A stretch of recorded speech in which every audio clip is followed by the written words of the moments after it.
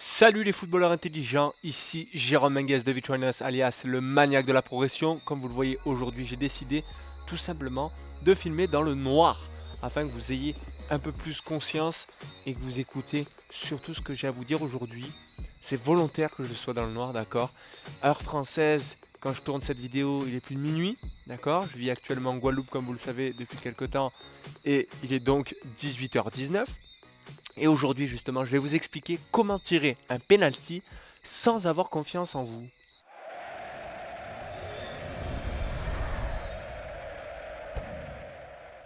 Imaginez-vous en Ligue 1, dernier match de la saison.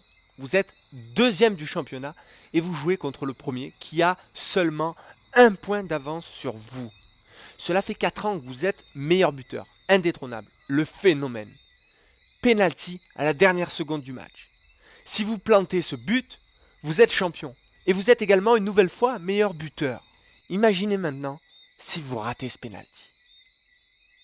Si vous ratez ce penalty à un moment aussi important de votre carrière, de votre saison, de votre match, votre équipe prendra un coup derrière la tête. Et tout le monde vous en voudra. Vous perdrez sûrement la confiance de vos coéquipiers pour la saison prochaine, du groupe, très certainement. Et le pire, c'est qu'il se peut que la saison prochaine, un joueur soit recruté à votre poste et que l'on vous demande de prendre la porte. Si je vous parle de l'importance de la confiance en soi pour tirer un penalty, c'est parce que tout ne peut pas être préparé, tout ne peut pas être anticipé, tout ne peut pas être calculé. Et que même si à l'heure actuelle, vous avez confiance en vous parce que ça fait depuis quelques années, 4 ans là en l'occurrence, que vous êtes le boss, peut-être qu'un élément qui s'est passé dans le match va vous faire manquer ce penalty. Et c'est normal car vous êtes avant tout un être humain. Et non un robot, tout simplement. Que vous êtes un être humain, donc un joueur qui a le droit de faire des erreurs. Si j'ai décidé de vous parler de cette phase de jeu, c'est parce que lors de la saison 2016-2017, rappelez-vous, PSG-Lyon, Neymar est arrivé depuis quelques jours et s'embrouille en plein match avec Cavani pour tirer un coup franc.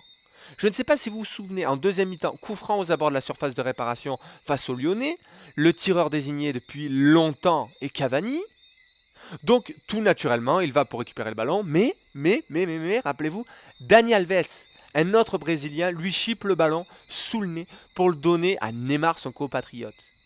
Est-ce que vous vous souvenez de cette situation-là? Imaginez-vous à la place de Cavani. Olha o lance de novo. Olha ele querendo, procurando a bola. Ó. E quem bota a bola debaixo do braço é o Daniel. Une scène digne d'un club de quartier, clairement. À ce moment-là, je pense que Cavani se sent complètement trahi, frustré, en colère et sort totalement de son match à partir de ce moment-là. Quelques minutes plus tard, il dévie un centre qu'un défenseur lyonnais finit par pousser dans sa cage.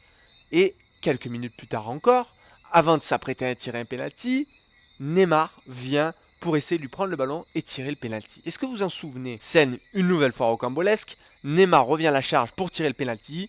Hors de question pour Cavani, cette fois il s'impose, pose son ballon, fait ses 3 pas, respire. Arrêt du gardien! J'ai analysé pour vous tous les buts sur penalty de Cavani depuis 2013. Et ce que je peux vous dire, c'est que sur 10 buts, il en a mis 5 forts à gauche au ras du poteau.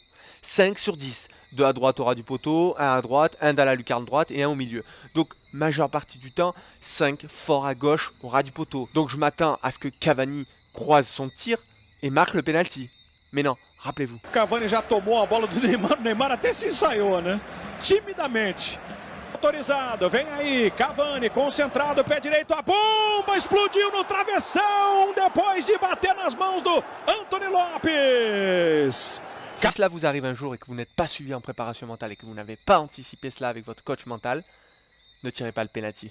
Laissez faire vos coéquipiers. Laissez faire vos coéquipiers. J'entends bien. Parce qu'il faut savoir rester dans le moment présent quand ça arrive. Il faut que vous sachiez quelle est votre singularité sur les penalties et s'y tenir en ayant acquis par le passé un mental d'acier. Si vous désirez gagner en confiance, je vous invite à vous inscrire dans la Vitruvinos Academy pour seulement 7 € par mois. Il y a un atelier spécialement réservé à la confiance en soi.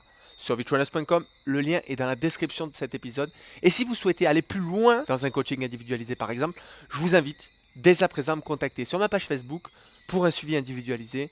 Contactez-moi. Voilà, maintenant vous savez quoi faire si vous devez tirer un penalty alors que vous avez un manque de confiance en vous lors du match, alors qu'auparavant vous étiez en pleine confiance.